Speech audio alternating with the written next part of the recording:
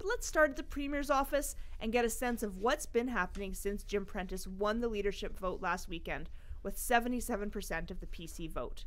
How would you guys characterize this first few days of transition? I know we haven't officially had the swearing in yet, this time of transition. Well, you know, Sarah, when you give birth to a baby, as you and Sheila will recall, the doctor and the midwife called it the really icky bit between the contractions and the pushing out the baby, the transition. And maybe that's the apt metaphor for this. I mean, everyone turns off their iPhones. Transitions can be hard for everybody involved, and they can be painful for everybody involved. But this one is shaping up in some interesting and, for me, unexpected directions. Okay, what do you mean? Well, it began with the appointment of Mr. Prentice's transition team, which didn't include what you'd call a rounding up of the usual suspects. It includes Stephen Mandel, the former mayor of Edmonton, who, of course, was an outspoken, scathing critic of Alison Redford's time in office. It includes MLA Robin Campbell, who is the party whip and does have some profile within the party, but hasn't had a senior cabinet role in either the Redford or the Stelmach eras.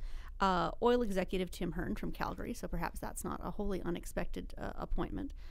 Robert Seidel, who's an Edmonton lawyer, long time affiliated with the Tories, but known primarily, I guess, for his work on governance structure. That's kind of his expertise as a lawyer.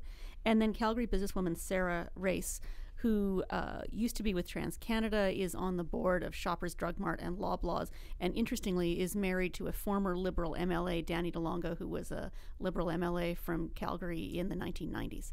So it wasn't the names and the faces that we're used to seeing. It's shaking things up a bit. It's bringing in some people with some slightly unexpected background. Just minutes ago, we heard that Patty Masutka moving right in, as we know, Mandel's former chief of staff, and Mike Percy as chief of staff, and his secretary is, or what's that? I don't know. They're calling Patricia his principal secretary. Yeah, that's right. And Mike Percy as the chief of staff. So there's two prominent Edmontonians in there. Though we know Percy has Liberal connections and was a Liberal MLA. Well, off the start, I mean, it sounds like it's a message that he wants to do things differently. He wants to present a different face of the PC party. My comment, though, is we've seen this before. Alison Redford came into office saying exactly the same things, and a lot of it didn't come to pass. One thing I'm curious to watch is Alison Redford used this thing of a transition team as well that did not involve many of the caucus.